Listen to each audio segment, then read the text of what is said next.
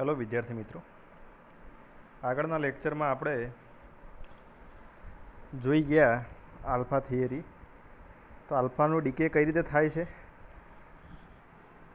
તો અહીંયા આગળ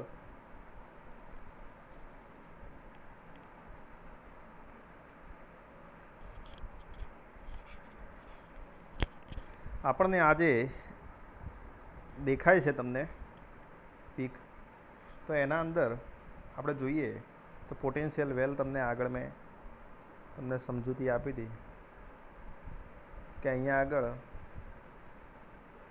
આજે પોટેન્શિયલ વેલ તમને દેખાય છે, એના એ ન્યુક્લિયસની અંદર આલ્ફા પાર્ટિકલ રહેલો હશે. અને બીજો જે આલ્ફા પાર્ટિકલ છે, આપણે શું વાત કરી હતી કે બહારથી જે આ ન્યુક્લિયસનું જ્યારે વિખંડન થઈ ગયું છે ત્યારે આ alpha particle 9 million electron volt જેટલી કાઇનેટિક એનર્જી હોય છે. તો એ આના અંદર પ્રવેશ કરી શકતો નથી, પણ અંદર રહેલો જે છે એ 4.2 મિલિયન ઇલેક્ટ્રોન વોલ્ટવાળો જે કાઇનેટિક એનર્જી છે એ અંદરથી બહાર સક્ષમ છે પ્રવેશી શકવા, બહાર જવા માટે, પણ બહારનો અંદર પ્રવેશવા માટે શક્ય નથી. તો અહીંયા આગળ આપણે જોઈએ તો અહીંયા આગળ જુઓ લખ્યું છે કે alpha particle can not escape classically, એટલે કે ક્લાસિકલ મિકેનિક્સ એ આલ્ફા પાર્ટિકલને સમજાવવા માટે ફેલ છે. પછી અહીંયા આગળ જોઈએ આપણે તો potential energy of alpha particle, એટલે ટોટલ પોટેન્શિયલ એનર્જી કેટલી છે, આ રેડ લાઇનમાં તમે જોઈ શકો છો, બરાબર છે. ત્યારબાદ અહીંયા આગળ આ તો પોટેન્શિયલ વેલની અંદર જેમ જેમ ન્યુક્લિયસ પછી અહીંયાથી એની એનર્જી અહીંયા જ્યારે વિખંડન પ્રક્રિયા થાય છે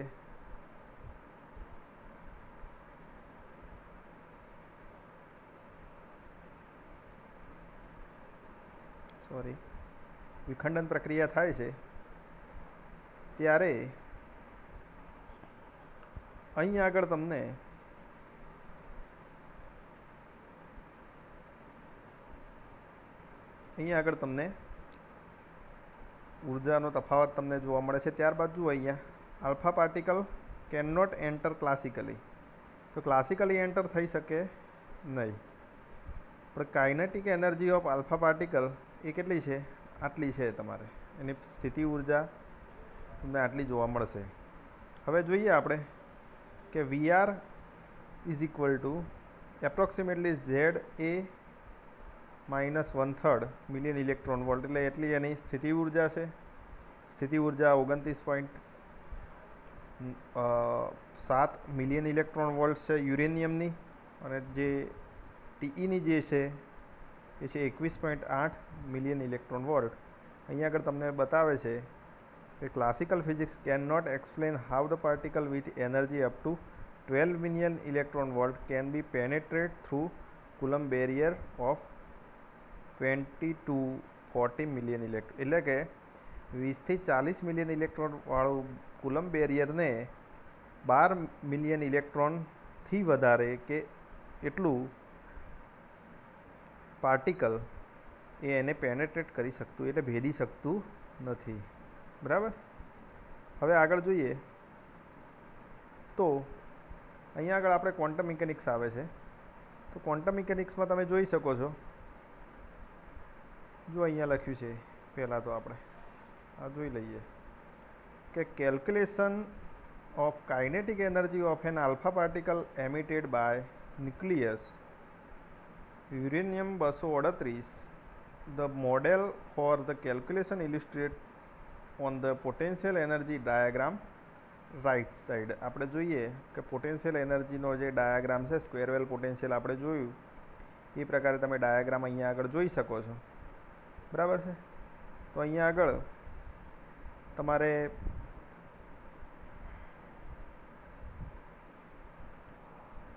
તમારે જુઓ, અહીંયા આગળ તમારે વાય એક્સિસ છે એ તમને સ્થિતિ ઉર્જા બતાવે છે કે કેટલી છે એની. તો 20 મિલિયન ઇલેક્ટ્રોનથી ઉપર પણ જુઓ આપણે થોરિયમની અંદર કેટલું હતું તો 29.7 મિલિયન ઇલેક્ટ્રોન વોલ્ટ હતું. પછી જુઓ એનું અહીંયા આગળ છે કુલમ પોટેન્શિયલ એનર્જી કેટલી છે 2Z -2 E² 4πε0 એટલે V0ની વેલ્યુ એટલી છે કુલમ પોટેન્શિયલ એનર્જી. પછી કાઇનેટિક એનર્જી તમને ખબર છે 4.2 એટલે કે અહીંયા 4.19 એટલે એપ્રોક્સિમેટલી 4.2 આપણે લઈ શકીએ મિલિયન ઇલેક્ટ્રોન વોલ્ટ જેટલી છે. આપણે ક્લાસિકલની અંદર જો ફેલ થતું હોય તો આગળ વાત કરી કે ક્વોન્ટમ મિકેનિક્સની અંદર આપણે કોઈ વેવ ફોર્મ લઈ એનું આપણે સ્ક્વેરવેલ પોટેન્શિયલ બનાવીએ તો જુઓ સ્ક્વેરવેલ પોટેન્શિયલ આપણે આ રીતે એનો બનાવી દીધો. આ સ્ક્વેરવેલ પોટેન્શિયલમાં આપણે એક એક વસ્તુ સમજતા જઈએ. તો પહેલી લાઈન બતાવે છે કે formation of alpha particle releasing binding energy of 28.3 million electron volt. એ બાઇન્ડિંગ એનર્જી કેટલી છે 28.3 જેટલી છે. પછી શું કહે છે જુઓ total binding energy of 2 protons plus last 2 neutron uranium 238 calculated from liquid drop asymmetry pairing -24 million volt. પછી છેલ્લે આ જે લાઈન બતાવે છે ત્યાં આગળ તમે જુઓ કે 4 ટાઈમ તો અહીંયા આગળ શું કહેતો હતો કે જે એની બાઇન્ડિંગ એનર્જી છે 2 પ્રોટોન લાસ્ટ 2 ન્યુટ્રોન યુરેનિયમની અંદર કેલ્ક્યુલેટેડ લિક્વિડ ડ્રોપની અંદર એસિમેટ્રી પેરિંગમાં તમે જુઓ તો એટલી બતાવે છે. અને -30માં જુઓ 4 times the mean binding energy પર ન્યુક્લિયન યુરેનિયમ 238 કેલ્ક્યુલેશન ફ્રોમ લિક્વિડ ડ્રોપને આપણે જો વાત કરીએ તો -30 મિલિયન ઇલેક્ટ્રોન વોલ્ટ. હવે લિક્વિડ ડ્રોપ મોડલની તમે માહિતી એફઆઈની અંદર તમે ભણી ગયા છો. તો એફઆઈની અંદર તમારે આવતું કે લિક્વિડ ડ્રોપ મોડેલ એના અંદર તમે શું કરતા ઇલેક્ટ્રોનને તમે દળ શોધતા તો એના અંદરથી તમને ખ્યાલ આવતો કે કેટલા ઇલેક્ટ્રોન આપણે 1 સેકન્ડની અંદર કેટલા ઇલેક્ટ્રોન જાય છે. તો એ પ્રકારે આપણે નંબર ઓફ ઇલેક્ટ્રોન આપણે શોધી શકીએ. તો અહીંયા આગળ આપણે -30 -20 -10 ઉપર છે 10 20 એટલે ઉપર પ્લસમાં છે નીચે માઇનસમાં છે. તો કેટલા ઇલેક્ટ્રોન પેનેટ્રેટ બાઇન્ડિંગ એની બાઇન્ડિંગ એનર્જી છોડી અને આગળની તરફ મૂવ કરે છે અને મૂવ થતાં એક એની હદ આવે છે. ત્યાંથી હદથી જો એ ધીમે ધીમે વધશે ત્યારે એની ઉર્જા ત્યાં વિસ્ફોટ થાય છે ન્યુક્લિયસનો અને એના પછી ત્યાંથી અમુક આલ્ફા પાર્ટિકલ છૂટા પડે છે. અમુક અલગ અલગ બધા રેડિયો એક્ટિવ તત્વો પણ છૂટા પડતા જોવા મળે છે. હવે આગળના કેલ્ક્યુલેશન પ્રમાણે જોઈએ અહીંયા આપણે થિયરીમાં હવે આવીએ. તમને અત્યાર સુધી મેં તમને બહારની પણ થોડી માહિતી આપી કે ક્લાસિકલી ક્વોન્ટમ મિકેનિક્સમાં શું ફેરફાર હોય છે. આપણે થિયરીમાં આગળ જે જોઈ ગયા હતા એ પ્રમાણે નવો વેરિયેબલ જે છે એ y=E/V0 દાખલ કરીએ તો સમીકરણ 4 તમને જે મળે છે અહીંયા આગળ સમીકરણ 4માં જુઓ Fi મોટા કૌંસમાં cos ઇન્વર્સ √y કૌંસમાં 1 - y પછી પી રિલેટિવ તમને જે વેલ્યુ મળે છે e−βFi સમીકરણ 5 મળે છે. જ્યાં તમને અલગ અલગ વેલ્યુ આપણે કહીએ કે v શું છે આલ્ફા કણની ઉત્સર્જિત થયા પછીનો વેગ છે. પછી બીટા =4 કૌંસમાં 2ze²/h v તમને વેલ્યુ મળે છે. v બરાબર આપણે તમે જાણો છો કે 2e_m⁴ √2e_m⁴ જે તમારે દરેક વેલ્યુ તમારી પાસે છે =4.2 million electron volt. v0 = 28 million electron volt. પછી y 0.15, FI is equal two 0.83 તમને મળે છે અને બીટા ઇઝ ઇક્વલ ટુ 114 મળે છે તમને. હવે અહીંયા આગળ જોઈએ કે આ જે કિંમતો હતી એ સમીકરણ 5 તમારું જે આગળ હતું, આ સમીકરણ 5ની અંદર તમે મૂકશો પી રિલેટિવવાળામાં, તો એપ્રોક્સિમેટલી પી રિલેટિવની જે વેલ્યુ છે e⁻93 તમને મળશે. તો સ્ક્વેરવેલ એપ્રોક્સિમેશન ગણતરીમાં જો આપણે ન લઈએ, સ્ક્વેરવેલ એપ્રોક્સિમેશન જે આપણે વિચાર્યું લિમિટવાળું કે આ ધારો કે x is equal to 0 to x is equal to b કે એ હોય, તો એપ્રોક્સિમેશન તમે જો ના વિચારો તો P relative is equal to e⁻87 તમને મળે છે અને 5ની અંદર મૂકો તો -93 મળે છે. જુઓ તમે જોઈ શકો છો અહીંયા આગળ 87 અને અહીંયા ઉપરનામાં 93 તમને મળે છે. હવે આની જે વેલ્યુ તમને મળે છે એ 2 × 10⁻38 તમને વેલ્યુ મળે છે. એટલે કે 92 યુરેનિયમ 238 ન્યુક્લિયસમાંથી બહાર આવતા આલ્ફા કણ 38 વખત પ્રયત્ન કરે છે, જેમાં 2 વખત સફળ થાય છે. એટલે કે જુઓ અહીંયા તમને રેશિયો મળે છે, તમને જે અહીંયા આગળ આ જે રેશિયો મળે છે એ વેલ્યુ શું બતાવે છે કે 2/1038 થાય. કેમ આવું થાય? તો 1038 વખત એ જે પ્રયત્નો કરે છે ઇલેક્ટ્રોન, ત્યારે અહીંયા આગળ 2 વખત સફળ થાય છે. બરાબર? તો એના પ્રયત્નો તો અંદર ચાલુ છે, પણ આ ખાસ તમારે યાદ રાખવાનું છે. આપણા કેલ્ક્યુલેશન મુજબ તમારે કોઈ બી શોર્ટ ક્વેશ્ચન પૂછાઈ જાય તો બી તમે આનો આન્સર આપી શકો છો.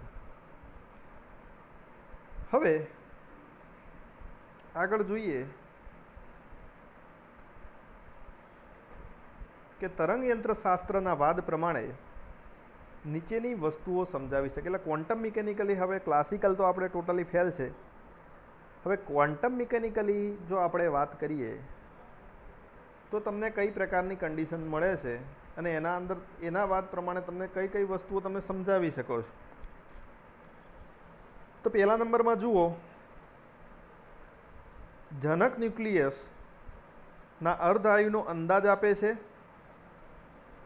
પહેલી તમારી કન્ડિશન શું છે, કઈ કઈ વસ્તુઓ તમને મળે છે? તો પહેલી એક તમને વસ્તુ મળે છે કે જે જનક ન્યુક્લિયસ એટલે કે પેરેન્ટ ન્યુક્લિયસ કહેવાય, કે થોરિયમ 92 યુરેનિયમ 238 જે છે એ પોતે પેરેન્ટ ન્યુક્લિયસ એનો અર્ધઆયુનો અંદાજ આપે છે. તો સૌ પ્રથમ આપણે એના અંદાજ પ્રમાણે આપણે જોઈએ તો સૌ પ્રથમ યુરેનિયમ ન્યુક્લિયસમાંથી બહાર આવતા આલ્ફા કણ 1 સેકન્ડમાં કેટલા પ્રયત્નો કરે છે તે શોધી શકાય છે.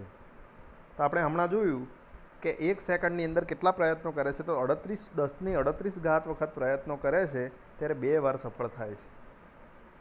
હવે ન્યુક્લિયસનો વ્યાસ આપણે ધારો કે લઈ લીધો, અંદાજિત આટલો જ હોય છે આનું, તો 10⁻40 એપ્રોક્સિમેટલી આપણે લઈએ છીએ 10⁻40 મીટર એટલો એનો વ્યાસ લઈએ છીએ. આપણે લઈ લીધો કોઈ ન્યુક્લિયસ છે, આ એનો વ્યાસ કેટલો છે 10⁻14. આમાં અંદર રહેલો જે આલ્ફા કણ છે એનો વેગ કેટલો છે 3 ગુણાકારમાં 10⁶ મીટર પ્રતિ સેકન્ડ. આપણે આ મીટર પ્રતિ સેકન્ડ શું છે એનો એકમ છે, તો 3 ગુણાકારમાં 10⁶ મીટર પ્રતિ સેકન્ડ આપણે એનો વેગ લઈ લઈએ. તો અહીંયા આગળ જોઈએ કે 1 સેકન્ડમાં આલ્ફા કણ વડે ન્યુક્લિયસની દિવાલ પર થતા સંઘાતની સંખ્યા. તો અહીંયા આગળ સંઘાતની સંખ્યા કેટલા થશે? ધારો કે અહીંયા આગળ આલ્ફા કણ અંદરથી આ દિવાલને અડટ કરશે, એવા સંઘાત કેટલા થાય છે? આ દિવાલને ટચ થતું હોય તો એવા સંઘાત કેટલા થાય છે? તો આપણે જોઈએ તો આપણે એનો વ્યાસ લઈ લીધો, નીચે જો 10⁻14 ને ઉપર એનો વેગ લઈ લીધો. બરાબર છે. તો તમને એની સંખ્યા તમને મળી જશે. તો અહીંયા આગળ ઇક્વેશન બનાવ્યું છે કે n is equal to D by sorry n is equal to V by D. તો અહીંયા આગળ વેગ લઈ લીધો આપણે અને અહીંયા આગળ એને વ્યાસ લઈ લીધો છે. વેગ બાય વ્યાસ ઇઝ ઇક્વલ ટુ એની સંખ્યા કેટલી થાય છે આપણે જાણી શકીએ. તો તમે જુઓ 3 ગુણાકારમાં 10⁻20 સેકન્ડ એટલે કે 1 સેકન્ડમાં કેટલા સંઘાત થાય છે. તમે જો આટલો વ્યાસ અને આટલો વેગ લો તો 1 સેકન્ડમાં 3 ગુણાકારમાં 10⁻20 જેટલા એના સંઘાત થતા હોય છે. એટલે એટલા પ્રયત્નો થાય છે એના. બરાબર. હવે અહીંયા આગળ આ આંકડાને બેરિયરમાંથી બહાર નીકળવાની જે સંભાવના છે એ સમીકરણ 7 વડે યુરેનિયમ 238ને ક્ષય થવાની સંભાવના લેમ્બડા વી મળે છે. હવે આપણે જોઈએ કે ક્ષય થવાની સંભાવના કેટલી, કે કેટલા આલ્ફા પાર્ટિકલ આના અંદરથી ક્ષય પામશે. તો અહીંયા આગળ આપણે લઈ લઈએ કે આપણને પી રિલેટિવની વેલ્યુ કેટલી મળે છે. જુઓ 2 ગુણાકારમાં 10⁻38 અને આપણને એની સંખ્યા કેટલી મળે છે. તો આપણે લઈ લઈએ તો સંભાવના આપણે ઇક્વેશન 1 થશે. સંભાવના lambda V is equal to P relative into N એટલે કે એની સંખ્યા. તો એની સંખ્યા બરાબર તમે પી ઇઝ ઇક્વલ ટુ તમે શું મળેલું છે આગળ 2 ગુણાકારમાં 10⁻38 અને એન સંખ્યા કેટલી મળે છે 3 ગુણાકારમાં 20. તો આ બંનેનો ગુણાકાર કરશો તો 6 ગુણાકારમાં 10⁻18 સેકન્ડ તમને વેલ્યુ મળશે. હવે અહીંયા આગળ યુરેનિયમ 238નો અર્ધાયુ તમે જુઓ તો અર્ધાયુ માટેનું સમીકરણ છે કે ટીવી ઇઝ ઇક્વલ ટુ 0.693 ભાગ્યા લેમ્બડા 0. તો તમે આ વેલ્યુ તમને કેટલી મળશે અર્ધાયુ માટે તો 1.2 ગુણાકારમાં 10⁻17 સેકન્ડ તમને મળશે. તો 1 વર્ષની ટોટલ સેકન્ડ કેટલી છે તો 1 વર્ષની ટોટલ સેકન્ડ છે 3,15,36,000 સેકન્ડ થાય છે. એટલે કે 3.1536 ગુણાકારમાં 10⁻7 સેકન્ડ થાય. એટલે કે T0 ઇઝ ઇક્વલ ટુ આના અંદર વેલ્યુ મૂકીએ તો 1.2 ગુણાકારમાં 10⁻17 અહીંયા મૂકી દીધા અને આ ભાગાકારમાં એના યર. તો આખા વર્ષની અંદર તમને કેટલી સેકન્ડ તમને મળે છે અર્ધાયુ એનો. તો સમય કેટલો મળે છે તો એનો સમય એનો જે આયુષ્ય જે છે ટકી રહેવાનો એ ટકી રહેવાનું આયુષ્ય જે છે એ 3.8 ગુણાકારમાં 10⁹ વર્ષ એટલે કે 4 ગુણાકારમાં 10⁹ વર્ષ સુધી એનો આયુષ્ય રહેશે આલ્ફા પાર્ટિકલનો. બરાબર. હવે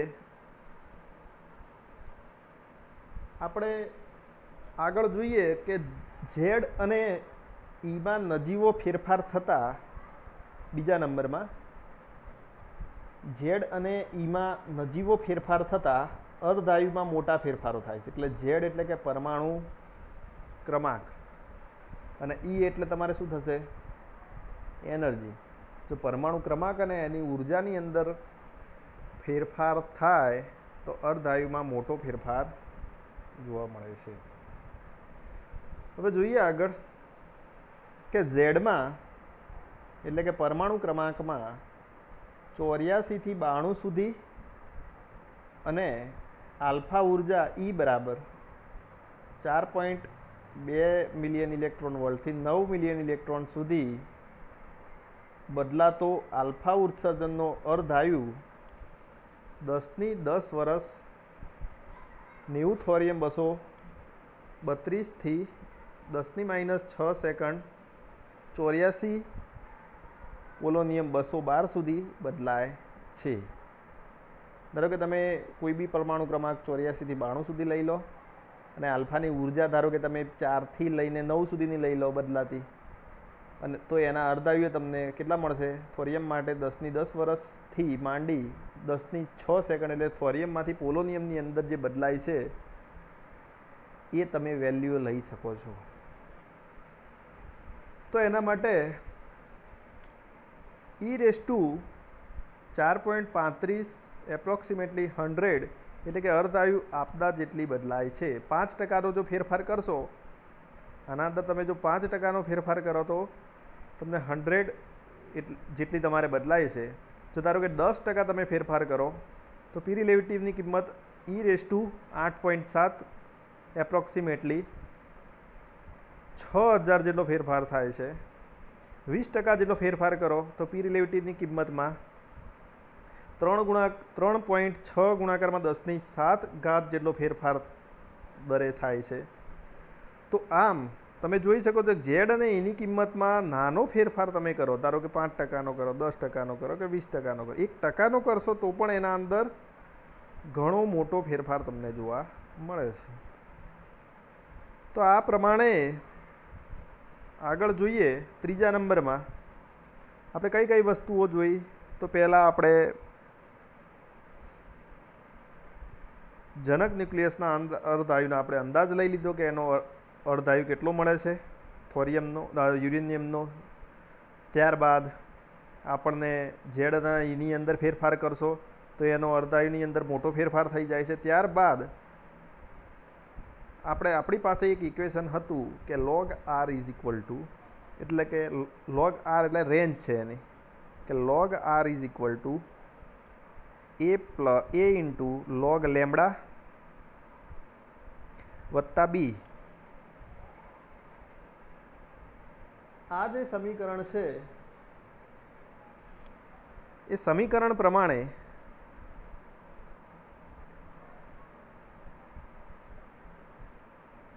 અહીં આગળ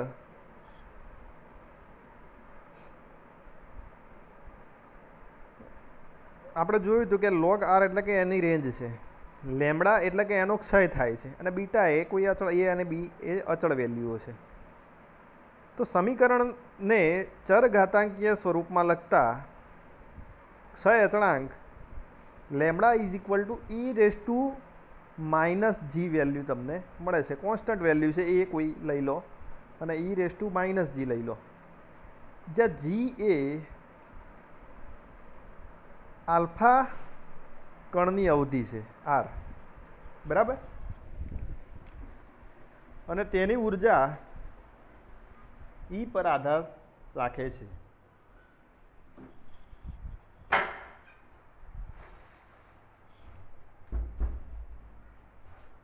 હવે